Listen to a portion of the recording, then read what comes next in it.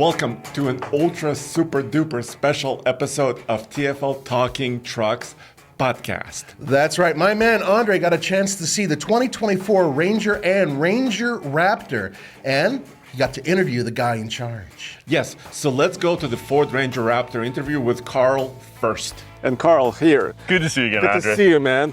When we talk Raptors, I usually talk to you. Yep, which that's is good. A great thing, right? My job is Ford Performance Chief, so Raptors are big business the last 2 years. Okay, so now you're introducing a new member of the family for North America. Exactly. Because I know this truck exists elsewhere, Yep. or have been.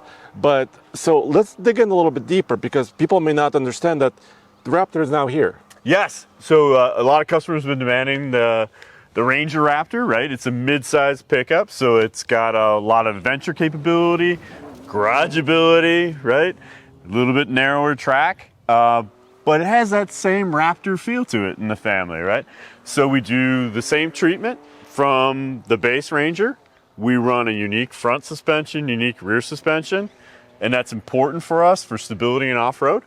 So we widen out the track by 3.5 inches. So that's overall. Overall, Okay, yep. so about what, 1.5-ish on each side? 1 3/4. Well, I'm doing my math. Okay. Okay. So we widen it out, and that gives you stability, but it also gives us the ability to really drag the arm out, and we can get travel out of it too. So we get about All right. 1.5 inches of travel. So it's Let's unique. take a look at the lower arm. It's very visible right now Yeah. down below. So we're looking at the front. So again, unique upper-lower arms. We increase the shock tower height, and that gives us room to put in that beautiful orange 2.5-inch Fox live valve, which is super critical in this vehicle because with the 3-liter engine that makes over 400 horsepower, this thing can fly. So we have to have a chassis system that can really match up with a powertrain. As you're basically hauling around a dirt track and you're trying to avoid that eucalyptus tree, you want to be able to dial in that right amount of steering angle. So you really want to be tied to the vehicle, right? It's a driver's car, it's for performance. So as enthusiasts, we want to be able to dial that in, and that really comes down to how that damping is set up. So we're always tracking what's going on in the vehicle, how fast you're going, what the terrain changes from the ride height sensors. And that goes through the Ford Performance algorithms that we have to control the shocks. So that's how we take what is a position-insensitive damper that mechanically can decide quickly what it's doing, but then with a electrically controlled valve, it actually can act as a multiplier that if you are going towards that eucalyptus tree and you want to turn it in, boom, you're done. You're going to turn it in and it's going to be there for you. Okay, I gotcha. Did you do anything to the actual frame compared to the regular Ranger? Yeah, so for the frame, we run, in essence, in the front, the shock tower goes up, and so that's all reinforced. In the rear, it's a Watts link, which is totally different. Yeah, so, and actually you don't have the Watts link, at least in the US, Yep. on any other truck. Right? Correct. Okay. So there's a little bit of heritage to one of the SUVs they have over there, the Everest. It has a Watts link in the back. The Watts link came into the Ranger Raptor when it's first generation, and we carried it into the second generation. So let's start down at the differential. Yep. Because that's kind of where you can see it, Yeah, right? you can. So it's different than the 5 links we use on the other vehicles. Yeah. And what's a great benefit of the Watts, not only do you get the lateral compliance reduction that you do on a multi-link, but a Watts link will give you a better cornering confidence, less compliance, and you actually have a coil-over rear shock on this setup, which gives you better damping control and spring control. So as a sporty in the family, these are great attributes of a rear suspension, so you can dial in that turn and you got the response of the rear end. So you're really not limiting the flex or the articulation either, right? Yep. So, I mean, I've never driven. I mean, I should have been to Australia, but I haven't. Yeah. I haven't driven this, so I'm really excited about actually feeling what it's like. Right. So, to be part of the family, we play tough. And so we took this vehicle out to Borrego. So you fly into San Diego, take it over the mountains. So on the mountain roads, it can dial itself in and you can feel confident as you're going through the corners. Really because of its heritage as it was developed on the dirt tracks in Australia, right? It's got that rally car kind of feel to it, which is a great position for a vehicle that's set up for that adventurous customer who's a Ranger customer, who wants to be there, do anything, right? You got a bed to load your bike in, go off, find a great bike trail, and then, you know, if you get a flat tire with your bike, you got power to the box, you can... There you go. Yeah, 400 watts, very similar to the base Ranger here. Yeah. So you got all the great features to really set up for the adventure you're going to take. And then because it is a Ford Performance vehicle, that's a Raptor, you've got true dual exhaust to basically give you the soundtrack of your adventure. And also valved. Yep, it's active valve. Yeah. So as you're going over this, it seems like you took the F-150 Raptor and just shrunk it a little bit, but you baked in, we haven't even talked about, you know, the torque. Yeah. You know, you baked in additional horsepower and torque. Yeah. 3-liter, larger displacement V6. Yep. You've baked in the suspension. Yeah. You've baked in the sound of it. Yeah. It's like a little F-150 Raptor, basically. It follows the DNA of the other Raptor. Yeah. Exactly right. Yeah. So it's that same tried and true recipe to give you true off-road capability, right? Big, huge tow hooks. Yep. Even here, unique bumper. Yep. Recovery point, dual exhaust. Yep. Yeah. Yeah, it's quite interesting. What's great about it is all the enthusiasts who work on these vehicles, right? And you know, they'll do rally car racing in Australia, and that's what they participate in here. My team will participate in Ultra 4, King of the Hammers. So the people who develop them are the enthusiasts who know what they want to dial in to these vehicles to make them fully capable. And now, you chose this tire. Yep, it's a new KO3 from our partners at BF Goodrich. Yeah.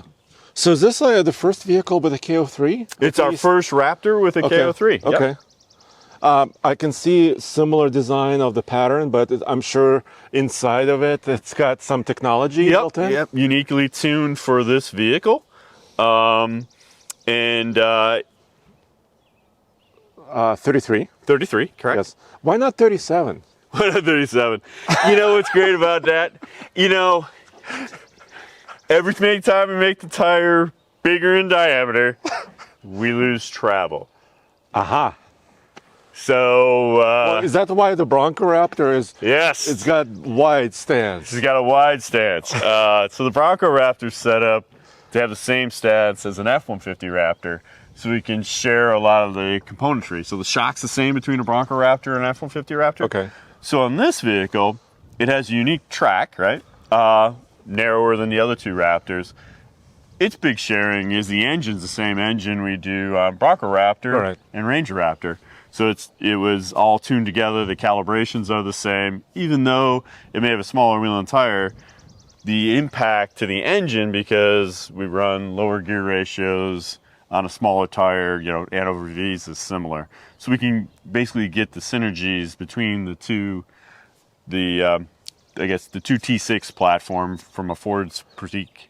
Well, it makes sense. I mean, it's kind of its own package. Yep. And also, you know, it's not a 37 or a 35. It will be quicker because of it, right? Exactly. Right? And it's what it's about, right? You don't really want to widen out the wheelbase on this vehicle because it's really about that customer who's really looking for a mid-size package, and it really works really well when you get it out in the desert or you throw it around. It can go around things that maybe a Bronco Raptor or an F-150 has to go over. I want to thank our friends at 5 Star Tuning for sponsoring this particular podcast. They have decades of experience in tuning Ford Rangers and also high-performance Ford trucks and SUVs. So use the link in the description below. Check them out for your customization and performance needs. There is always more power and more features you could add to your truck. So the base Ranger has the 2.3 liter 4-cylinder, the 2.7 now, but this one has a 3.0. Tell me a little bit about this engine, a little bit more. Yes, so we co-developed this engine on two vehicle lines for Ford Performance. So we set it up that we were going to do the Ranger Raptor and the Bronco Raptor with a unique 3-liter that was set up for Ford Performance requirements.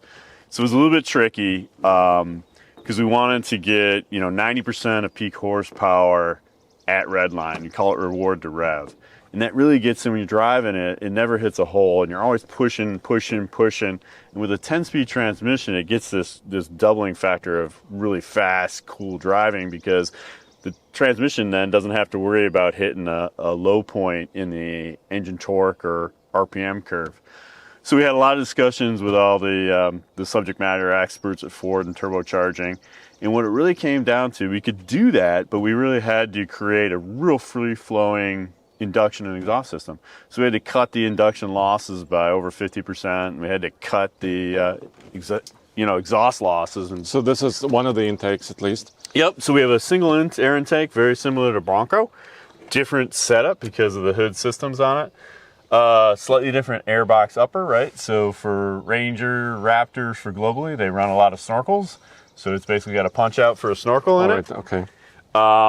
But everything else, all these tubes running twin inlets into the charge air cooler system, a huge sewer pipe coming out the other end, it really drives a lot of the induction losses down. So we're able to get those down by 50% than what's on a 2.7 Bronco, right? And then we run active exhaust, right? Same general architecture as what we do on all the Raptors to give you, Baja mode, which is a straight pipe, to quiet mode where we close the valves so you can sneak home at night. So all the things we've learned and all the algorithms that we developed, but that gave us the ability to then get a turbocharger that was uniquely tuned for this Ford Performance application, because it didn't have to fight against the impedance of the induction and the exhaust. So we can basically spin it up and keep spinning it up through the RPM sweep. So it really comes into a great motor for us that really gives this vehicle a tremendous amount of oomph for its package size, right? It's best in segment, right? No one else has a 400 horsepower mid-size pickup. No, last time I checked. So it might be overkill. I don't know why we would do that. Oh, don't say that. Oh, don't. There's never enough, right? There's never enough, right? All right. So, yeah, great motor for this. Since we've launched it overseas, there's been, rave reviews. It's definitely an enthusiast motor in a package and a chassis that can handle it, right? So really what the challenge was on this is getting the most out of the chassis system, because now you can, every turn you go into, you're going a lot faster than you used to. And the power is on tap. It's there, it's right? always there, right? Because in Baja, it's got all the mode stuff. So Sport is all that fastest shift that you can possibly do, and then Baja leaves it in the power band, so you can, in essence, it's always there. And so with that, any RPM band, we've got it. So it's a great motor for the application of Ford Performance when you're off-roading, or if you're doing spirited driving on a mountain road. All right, so this is what the Baja mode sounds like. Okay. Can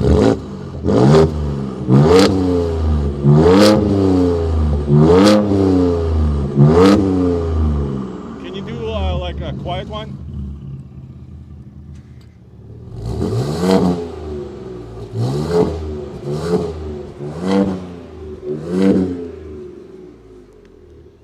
So yeah, there's quite a difference. You can tell immediately, actually being next to the truck. Okay. So I can see that the interior, so the seats are different, unique. Absolutely. I feel a little bit more bolstering here. Are they hugging Am I you? right? Yes. Or am I growing?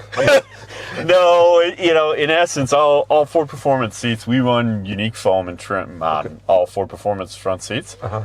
And this one is, from a stylistic sense, they always say it harkens to what an F-22 Raptor has for a seat. Mm-hmm. What works for when I drive it, it'll keep me in the seat as I'm driving, and that's always what's critical. If you're driving off-road, you always are going to get into a situation where it's going to kind of throw you around a little bit as as going through undulations. You don't want to be holding onto the wheel to do that. You want the seat to hold you in place, and that's what this does a great job as. It's a little bit more bolstered than what we do on the F-150 Raptors, but it fits that overall image of the sporty one in the family. And same with the steering wheel. It's a little bit sportier than some of the ones we did, but same general palm swell, so you got a place to rest your thumbs. Magnesium paddle shifters, quick access to all the kind of a la carte features, right? So you can customize how you want to drive. You can save it to the My Mode. I want to explain what we mean by a la carte, right? Yep. Because, like you said, you could set up a certain mode, a Baja, or maybe some driving mode, but you could also fine-tune each element itself, right? So in the mode stuff, we have a true...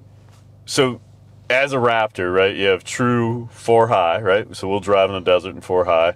You have 2 high, which is, great for fuel economy, every day around town. All-wheel drive's available. And, of course, 4 low, right? So, and then the mode switch is the same thing you've seen before where we, have Sport, which is that fast shifting transmission, tow haul, slippery, puts all-wheel drive on, so it engages the transfer case system. And then you go the other way, and you go to their off-road modes, and you get to, they'll start engaging 4x4 high. And like you said... I like it. It already turns the camera on. Yeah, it turns the camera on. You go to Baja, and, that'll give you the setup. They set your traction control up a little bit looser, right? Put your exhaust mode in, put you in 4 high, ready, right? And like you said, so say, some people will drive, everybody's different. In 4 auto, or? So you basically get Baja will hold your RPM. You put it in 2 high, and then it'll, if you want to do that, then you can basically... So then your tail could step out a little? Yeah. Well, if you're driving on a mountain road, you don't want 4x4 high. On a closed course. Yeah. So you don't want 4x4 high if you're driving on pavement, right? But you can, in essence, get the throttle control of Baja, which holds you in the RPM band, and then say you're on the phone while you're doing that, or whatever. You could quiet it down. Yeah. Yeah, you quiet it down. Then you say, well, that's how I want to drive, and that's kind of your combination. It's an extreme combination. But you can fine tune it. Yeah. Yeah. In essence, Yeah. So you can fine tune it. Some people, how I set up mine, I'll go to Sport, right? And then, depending on if I'm on the phone or not, right? Exhaust system. Yeah. And of course, there's some other touches like is this the Code Orange color stuff? Yeah, that's Code Orange stuff. So on the interior and throughout. So, yeah.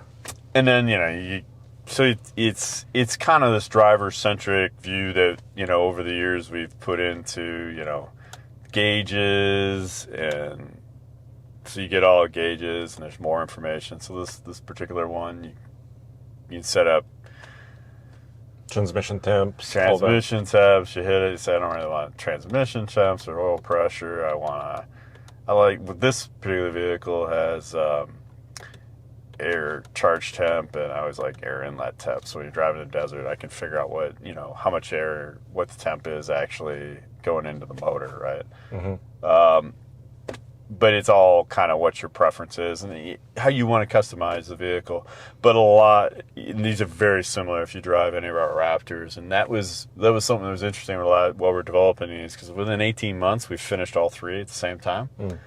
And so it was really getting, all the interface in the cluster systems, or the human interface, to be something similar as you did all these with 3 different global teams who were doing the development on all the software on this. And still the paddle shifters, the control logic, the mode setups to how they work. We have a locking rear axle, locking front axle available on this vehicle. How do you do that? Is there an axle lock switch? 4 mode, so I guess I go to low. And I should be able to lock it down. Okay, so now I'm in low, and then I press the magic locker. And I'm locked front and rear, see? Oh, there's symbols over there. Yeah. And what did you push to get that? You pushed the mode selector button here. Yeah. I gotcha. Now and then you have quite a crawl ratio too. 4x4 low locked is kind of a crazy thing, because you can, like you said, you can climb up almost anything, get yourself out of any situation in that case, right? So it is, in an off-road vehicle like a Raptor, it's something that we require at least a locking rear and 4-low available to get you that capability of getting out of any situation. Very cool. Well, thank you for sharing the story. I really appreciate that. Bam. So what do you think, dude? The Ranger Raptor with over 400 horsepower? The V6 is absolutely blowing my mind. But the question is, how expensive is it? Oh, I was afraid you were going to ask me that. So the Ranger Raptor, the 2024, right? This is the US spec version that we just showed you. Will go on sale later in the fall. Yeah. With a starting price of $56,690. Oh my God, that is a lot of dough. And as my heart slowly comes back to normal, let's talk about something more affordable. Well, yes. So, and then after we talked about the more affordable Ford Ranger that's new, right? We can dig a little bit deeper into our thoughts about this. That sounds good. And by the way, so this upcoming interview right now that you will hear is with the chief engineer for North America Ford Ranger, Juan. And also the base price of the new Ranger is also highish. $34,000, but at least it's not $57,000. No, it's not. All right, well, let's check this out. And I have Juan joining me here. You're the chief engineer for the region, right? Yes, exactly. I'm the North America chief engineer for the all-new 24-mile-a-year Ford Ranger. All right, so in this part of the podcast, I really want to take a deep dive into it, see what's changed, how did you guys improve it, right, from the previous generation that's currently available, and also what makes it a little bit more, special for North America. Got it. Well, it starts with the backbone, the frame. The frame is fully boxed, high-strength steel frame. It is offering a 2-inch longer wheelbase, 2-inch wider track, and it all starts from there. We also believe in the power of choice at Ford, so we've expanded our powertrain lineup from the single 2.3-liter EcoBoost 4-cylinder to add the 2.7-liter EcoBoost V6 on the base Ranger and the 3-liter, obviously, on the all-new Ranger Raptor. Let's pop the hood, because you said you changed the front section of the truck, absolutely. right? Yes. To accommodate also the V6. Yes, absolutely. When we grew the cab, we grew it with an eye towards being able to package the larger powertrains, but also to provide the additional cooling that you need when you have larger powertrains. Dual turbos create a lot of heat, and you got to manage that heat somehow. So most of the growth that we did on the front end with the new hydroformed front end architecture was on growing the engine bay as much as possible. So we're looking underneath the hood right now. This truck is hooked up to an exterior power source because it's also running the interior accessories, so we can play with the screens, and we'll be doing that a little bit later. But this is it. So the 2.7-liter V6, it's also available in other vehicles, right? Yes, it is. It's available on the Bronco and on the F-150, but tuned for the Ranger. So it's a tried and true power pack. We teamed it up with our class exclusive 10-speed automatic transmission. So we get great shift quality, a great balance of shift quality and fuel economy and performance. So that's quite special, because I've driven several F-150s with a 2.7-liter, and that's a larger truck. It's slightly heavier than this. So I can't wait to drive this one, because 315 horsepower and 400 pound-feet of torque, that's a lot of power. Yes, it is. A powertrain matching on a light application like this. It's, again, I love the step-up powertrain, which is obviously a 2.7-liter. I thought the 2.3-liter was pretty peppy on its own. It's pretty powerful for a 4-cylinder. But when you throw the 2.7-liter in here, I think when I first drove it, it was just a smile. It gives you just instantaneous performance that you want, just effortless power. We also, as we were talking about earlier about the frame that's offering a wider wheel track and longer wheelbase, we also packaged our rear dampers outboard of the frame rail, so now we're able to tune the suspension much better. So the ride quality improves significantly as well. Well, let's go take a look. Yeah. Because we're walking around the front, so let's start. Let's continue with the chassis. Obviously, you said most of the wheelbase gain was in the front, right? Exactly. The approach angle is significantly improved. Yes. And so we literally took most of that 60 plus or so millimeters was really in the front section. And this is a Front Lariat box. model FX4, so the front bumper is a little bit different, right? Because you have a skid plate down Yes, here. yes, exactly. Yep, it's part of the FX4 package. Exactly. It's got a steel skid plate. I believe it also offers a couple of other goodies like trail control on its 4x4 system. Rear locker, right? A rear locker, exactly as standard. The Raptor you'll hear more about later that has a front locker as well. Yeah. But So tell me about this, right? Because previously, on the previous generation, the shocks were inboard, right? Correct. Of the frame. And of course, it's a solid rear axle. That's exactly And right. you got the leaf spring here. But Yeah. now you move the shocks outward. Can you tell me about some of the benefits of that? Yeah, absolutely. By moving the shocks outboard, it expanded the tuning range that we can of the combination of the leaf spring and the dampers, and so we're able to tune the ride better for when the vehicle is fully loaded, when you're carrying a bunch of stuff in the bed, to when it's just the driver driving in the vehicle. So it gives you that better, primary, secondary ride, which most customers are usually driving by themselves, not on a fully loaded truck. So it really tries to improve, or we sought to improve, the customer's whole experience, not just when they're hauling. We have a Hotchkiss leaf suspension, which you mentioned. Our Raptor obviously will get the Watts Link.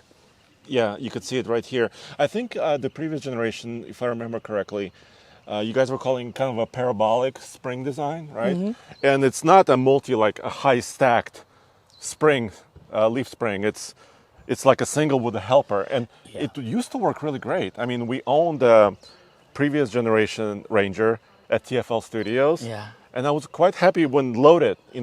How it behaved. Yeah. It's I was a program manager 14 years ago on the Ranger, and I actually thought that again for a relatively small footprint, right? It's not a big wheelbase, and it's kind of it was narrower, I'll say. The ride quality was actually pretty impressive.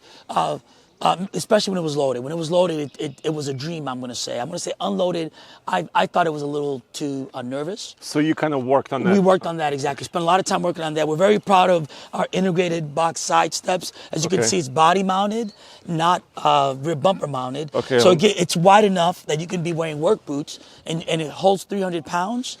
That's a good thing because I had the big breakfast. No, you look great. I think some of the ones where it's bumper integrated, they end up being a little narrower, because obviously it's a bumper. You're not going to grow the bumper, a full foot. So this is, I thought, a good way to execute it and allow good access. Even if you're wearing, big work boots, you can get to the vehicle. Well, I'm just almost 6'3", and I can still reach the bed. I mean, just standing next to it. You're a tall guy. So I can reach the floor of the bed. You also. And I could as well. Yeah, exactly. And I'm not 6 feet. So. But if you have a rack system or something on top here, right? It's nice to have this step. Yes, it is. Absolutely. To get around all the stuff that you would install. Obviously, you see our access panels, so you can install accessories. You remove these, and you can get right to the load-bearing surface of the box. So I like it. So in the bed rail cap, this is a plastic piece. You even have a little screw decal here or imprint. That's right? exactly. Yep. You toggle them forward or rearward. I think rearward, and then with a screwdriver, so you push up from the bottom and they pop out. And then you can mount racks, anything you want. That's exactly really. it. Yep. Caps, you name it. So the payload is not on this truck, but the maximum payload for a two-wheel drive is 1,805 pounds. Correct. That's a hair less than before. Is that because the truck got a little bit heavier, or what is the weight, trim for trim? It is because, obviously with bigger engines, means more weight. Yeah. And so that's exactly right. It's a trade-off. It's trying to manage it all again within the capability of the architecture. But still, 1,800 and total pounds. architecture. That's a lot of That is a lot. capability. 1,805 pounds is quite a bit, significant. Yeah. So now 5-foot bed still. Yep, still 5-foot bed. And you crew cab only. So you're launching this truck, the 2024 model. So got 4 doors, shorter bed. You're not doing a long wheelbase right now? We are not doing a long wheelbase right now. Okay. We're also not doing the super cab, which is the shorter with the little half doors. Okay, but you have really fancy taillights. Of course, this is showing the bed line. The bed is bed line. You have a ruler here. Yeah, we have the ruler. We've got clamp access, right? So you can clamp Piece of wood. Items to the bed? If you're working in the back of the bed, we have power to the bed, so we offer 400 watts of power. We've got the tie downs up front and in the rear. In fact, I think it's 6 tie downs. Yeah, I see I 6 forget right exactly. now. Good, you see 6. That's great. And this obviously has the spray-in bed liner. And I see this has a little damper so the tailgate doesn't slam down. Yes. And then the tailgate is kind of controlled. That's quite nice. And the taillights incorporate blind spot monitoring Yes. as well. Yep. Exactly. And they work when you're carrying a trailer as well. It'll extend to cover the trailer as well. So that's really useful. So still 7,500 pounds. Correct. So that hasn't changed. Correct. The towing capability. Yep. So you still have, obviously, this hitch looks familiar. It is.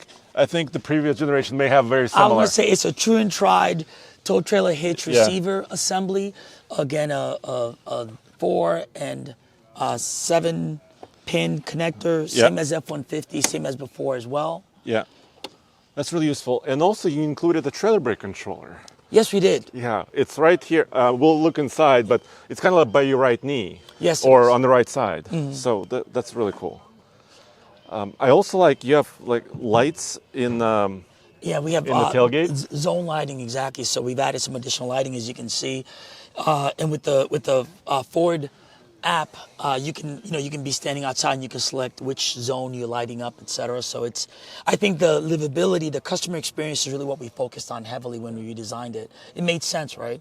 Yeah, and you talked about power in the bed, right? We quickly showed 400 watts. Did you guys consider higher wattage power? The F-150 offers several options on inverter systems. What was some of the trade-off there, I guess? The marketing person spoke about our targeted customer Yeah. and how we live with them. This is what they asked for. When we And deliver especially the 12 volt too. Exactly, a 12 volt and a 110, exactly. And in terms of what the Ranger offers, it's the right offering for what customers are looking for at this price range. So you did the research, basically, Absolutely. based on the customer. That's exactly right. We want to wow and delight, but we also don't want to drive the price of the vehicle, so high that it's beyond a mid-size pickup segment. Because there's It's all the a balance. It's all F-150 a there trade-off. too. And we have our big brother right on top of us, exactly. All right, well, let's jump inside because that's quite interesting. All right, so this is my first time in the brand new 2024. All right, glad to have you. Power seats. Yes, I power can see seats, that. driver and passenger. Let's open the window because we're not running the AC right now, so we can get a little bit of air. So I can see fully redesigned dash and kind of IP area. Correct. Significantly updated. If you're familiar with the current Ranger, this is a dramatic evolution of that design. It looks good. It's very functional, as you can see. Glove box on top. And glove box And on glove box on the the bottom. bottom.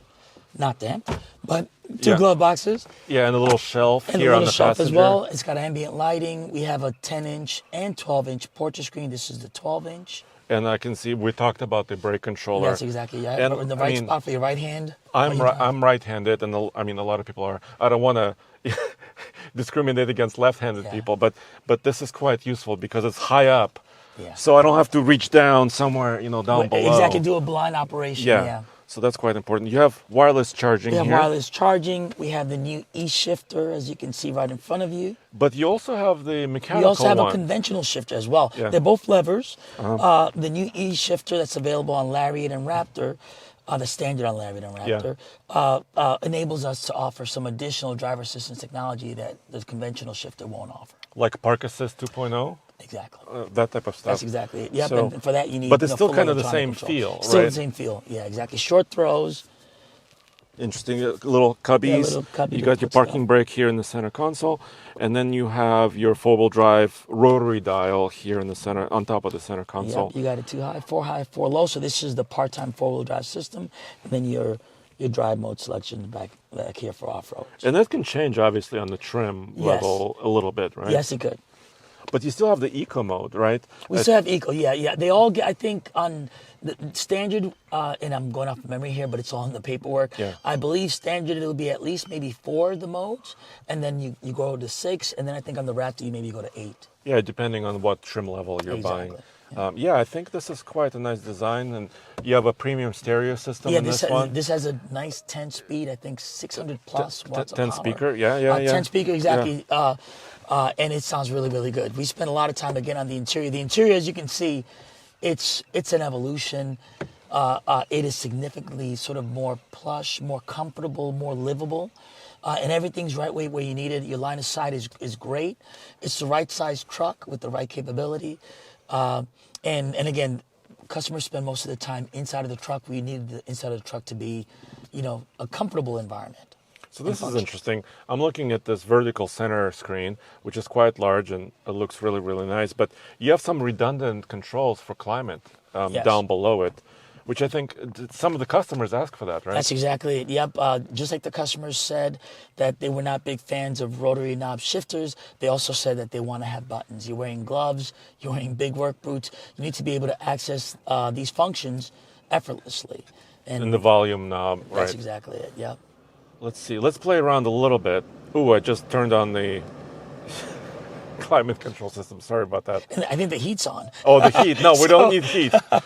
So you have the towing app. So, and also you mentioned FordPass app integration too, and over-the-air updates, all those things, Yes, right? yeah, absolutely. This has an all-new electrical architecture, FNV4, and Ford Network Vehicle 4. Okay. And what it affords, what it allows us is exactly that. It's over-the-air update. We have obviously a brand name for it. I forget what it is off the top of my head right now. But yes, it is OTA capable. And then, of course, Sync 4A. I mean, that's kind of the name of the entire interface as Yes. well. And then this is my first time kind of connecting to it. So, zone lighting, we discussed that already. Yep. And software updates vehicle. Let's see what's under vehicle here, under vehicle menu. So you can control many different functions. Rear occupant alert. I usually turn that off, just personally. Oh, you don't have a kid? I do. You do? Okay, but they're big enough. But yeah, I mean they're 15 and 12. Okay, yeah. They're sitting right behind me. Yeah, if you leave them behind, they'll let you know that I won't leave them behind. Trust me. Driver assistance features. So of course, cruise control with distance adaptive, right? Yep, exactly. That's And available. as you can see, it's a long list. Yeah. So I mean, Copilot system, and there's various versions of that, right? And I like it that you can select normal cruise control or adaptive. Some people, prefer one versus the other. That's quite nice. And I like it. You can do it, on the screen. It's, the selection buttons are large enough that you can hit it without having to ground yourself. If you're moving, you kind of got to ground yourself before you touch something, Right. and it's kind of easy to be able to do it on the fly. And it's close to the driver. And it's close to the driver, exactly. This is the right size, as you can see. Everything feels, at arm's length. Yeah, that's quite nice, in general. So if you're used to the latest system in like an F-150, this will be very familiar to you. Yes, it basically. will. Absolutely. So you're not, you're not reinventing the wheel, but you're kind of bringing it down to this mid-sized truck, basically. That's exactly right. I like the digital cluster as well. In front of me, we have a tach, we have a speedometer, And all the key indicators. trip, fuel. Have you announced MPG or fuel efficiency We have numbers? not. Okay. Waiting for the official EPA numbers to come out. Okay, and also pricing is not available. quite. Pricing is not available, but I think I heard one of the marketing folks say that the build-in price was going to be coming online imminently. So Okay, very, very soon soon. you'll be able to see it online. Yeah. Okay, I gotcha. Towing status. This is very cool. So let's take a look at the rear seat as well, because that's important. Yes, absolutely. So first of all, I'm also feeling the seat materials, and this is quite nice and soft. Yes, it is. Yes, This it is a is. lariat, right? Yes, it is. So it's kind of a, but you have two functions on this seat. You can lift it up or fold the seat Or down. fold the seat back down. Exactly. We have new redesigned seats, and in redesigning the rear row, we wanted to be able to fold that seat back flat, so you can maximize the package space in the back. Obviously, the under seat storage that you're looking at right now is pretty useful. Same as the current production Ranger. So hasn't really grown in size. Has not grown in size. So the legroom overall is about the same as before. Correct. And then you can pull this. Yep. I'm still learning about this. you could pull this, and you can kind of Yep. lower it flat. There you We're go. both a little too tall. We're parked. Yeah, we're reclining too heavily. Yeah. Is that a subwoofer? That is a subwoofer. Yes, Yeah. it is. So behind the rear seat, there's a subwoofer. Your tool for your jack. Yep. Your Exactly. jack on this yeah. side. And I can see you can kind of have a couple of hooks. You know, a couple of hooks, maybe for Correct. child Those safety. Are for, and yeah, those are tethers, the upper tethers for child safety seats, seats. Yeah. There you have it. And also, I noticed power rear glass. We do have power rear glass. We also have sliding rear glass as well. But on the Lariat, it's standard power. Yeah. So it's kind of premium truck features in a smaller truck. These are absolutely, and again, but a smaller truck that still has, big truck capability. So, again, we want to give the customer full utility, full off-road capability, full, working utility, but also give them a great experience in the cabin space, right, where they're spending all their time. But significant improvement, I think, on the interior. We spend a lot of time on the interior, as you've shown. Yeah, I gotcha. Have you considered? I mean, and obviously, I want to ask you a lot. Like, is there a hybrid? Is there a diesel? Tell me about the global Ranger, because it's a global vehicle. It is. It's and the F-150 of the world. And how it differs, region to region. Yeah. Rest of the world, we have diesel powertrains. We have 2 Panther diesel engines that we offer. We do not offer them in the U.S. In the U.S., it's all petrol lineup, 2.3, 2.7, and 3 liter. Rest of the world, Raptors are the same 3 liter, petrol. Twin turbo, yeah. Twin turbo, you got it. Yeah. Same 10R60 transmission around the world. What about a manual transmission? I mean, around the world and here. North America does not have a manual transmission. Rest of the world, I believe, and I'm a little rusty on rest of the world, I believe that there is a manual transmission option for rest of the world, but we're not offering one in the U.S. So it's kind of like based on regions, certain countries have different requirements, right? And so is U.S., obviously. Correct, yeah. It's sold in, I think, 180 different countries. We have 5 plants, South Africa, 2 plants in Thailand, plant in Vietnam, a plant in Argentina, Pacheco. Mm-hmm. So we build this truck around the world. That's why it's a proven. And here in Michigan too. And here in Michigan, assembly plant right next to its sibling, the Bronco. Yeah, well, very, very cool. So, well, thank you for sharing it with us and kind of showing, what makes it new, what makes it special. I really appreciate that. Thank you. I appreciate the time. Well, there you have it, dude. That's the deep dive from the people who created the truck, who built it and designed it. It's interesting to me because you look at this and obviously we already know about the Chevy Colorado and the GMC Canyon and how different they are from their predecessor. Yes. I would say Ford is in a very similar, type of field in terms of changing so much of the truck, but Ford went a step further because it's 3 different powertrains that we're talking about. That was surprising because when they introduced the previous generation for US, right, the 2019 Ranger, they went with 1 engine. Yes, they did. I think they're taking this segment in a much more serious way. Because look at it this way. Initially, when Ford came out with the Ranger, you and I both were saying the same thing. We're not seeing billboards. We're not seeing commercials. And what I mean is the revamped Ranger, which came out. So not like heavy marketing. Right, exactly. Yeah. A few years back. And we were kind of struggling with that, but it made sense because they didn't want to push into the F-Series market. We get it. But now it looks like Ford has sort of woken up and said, oh, wait a minute, there's some real potential here, and we're going to expand on it. And we're basically going to build a variety of different pickup trucks with different powertrains for different types of consumers. And I applaud them on that, but the pricing really stings. Yeah, and I'm a little bit surprised even by the base price increase because the $34,000 plus where the new Ranger XL starting. By the way, that's available in the summer or late summer, they said. So to me, that means August, September-ish time frame for their standard Ranger for 2024 model year. That's already a $3,000 increase over the previous year. That is a huge increase. I know they changed the interior. I know this. Yeah. And they added some functionality. They widened the bed, which is really nice. Yes, it is.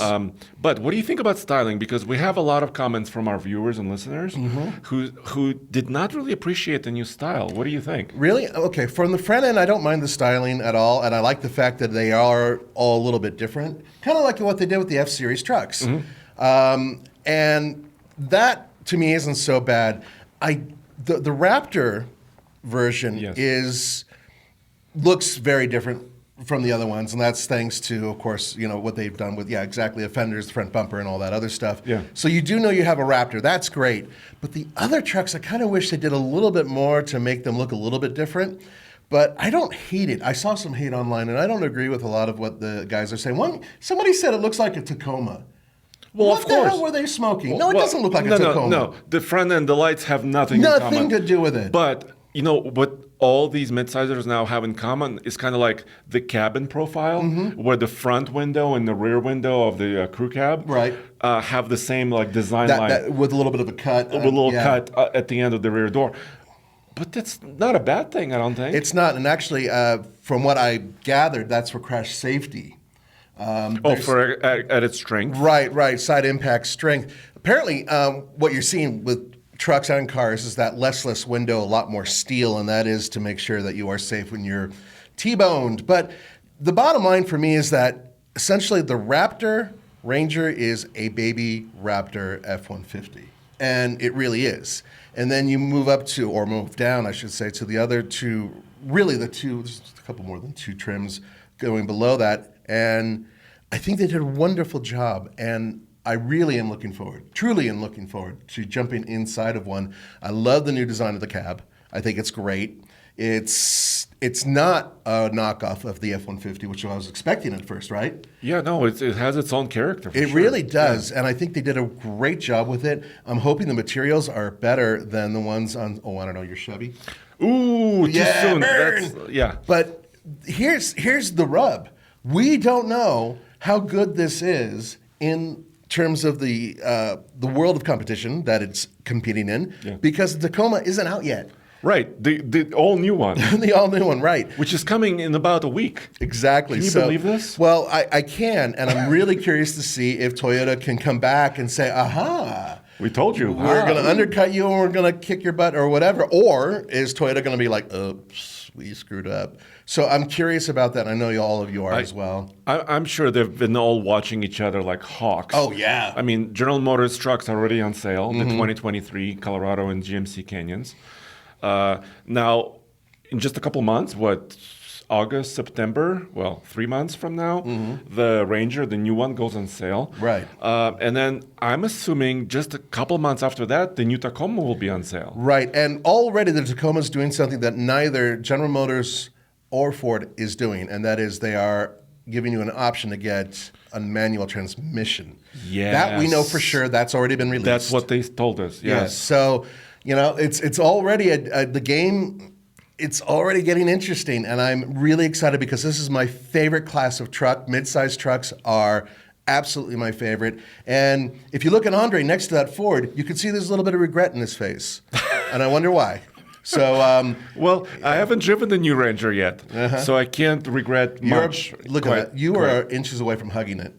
Well, I was hugging it. Yeah, you were. You No. love it. So I was surprised, though, by one thing, and we can close out on this, I think, is remember in 2019, they told us how important the steel bumper was in the front for the American consumer. Remember this? Yes, I know. And But then they took it away just now with this new 2024 Ranger. that is one of the things that I am a little curious They about. took it away. They put a plastic cover on the front bumper area, which looks okay in my opinion. But where's my bash plates? Well, it's a little bit more. You do have bash plates on the FX4. right. There is a skid plate. and also, if you go to the Raptor, then you have a completely different front end. Yeah. But I will say one thing for this. I have a guess. What? I think that might be for aerodynamics. And also efficiency, because this new Ranger grew in size a little bit. Yeah. It's a little bit wider. It's a little bit longer in the wheelbase. It gained some weight. Yes. Because of new engines, And also the V6s. interior and whatnot. I hear. It gained a little bit of weight, which means it may have a problem with efficiency. Right. You're right. So in order to sort of combat that, perhaps the vehicle is more aerodynamic. As such, perhaps they're able to save some of those, miles that they're losing. And there's no hybrid. You know, a lot of No, our that's viewers really surprising. A lot of our viewers wanted to see a hybrid version. I'm of this. willing to bet, though, that is something that is coming soon. Maybe in the works. Ford said they were electrifying everything. Yeah. So, I mean, I'm sure it's in the works, and I think we may have even seen a test model of it. But for now, at least, this is what they got. And right now, they're having trouble building enough Rangers, Exactly. right? So I'm thinking their philosophy here is, offer the base four-cylinder turbocharged engine that exists right now. Right. Get that going, having the factory, not too stressed about the new model coming out. And then they can maybe ramp up, I'm hoping, with more options and more choices. It's going to be interesting to see exactly what Ford does with this because we're in a weird transition period right now. So I want to see what Ford does. Also, remember the plant, at least one of the plants that they're using to build the Ranger is also where they're building the Bronco. And Right. The Bronco is stupidly popular. Yeah, so that's one. Well, I guess that's a good problem for them to have. Exactly. But they need to solve this one. Well, they do because Yeah. people are sick of waiting a year to get their car Yes, and truck. and truck. All right, so there you have it. The brand new 2024 Ford Ranger US spec is here. Right. We were tired of waiting. Yes. And now it's here. It is here, and we're looking forward to driving it very soon. And we'll see you next week. We'll have a lot of coverage of the new Tacoma, so stay tuned for that. And also, we're going to talk about heavy-duty trucks. Yes, we are. In the future. Manly.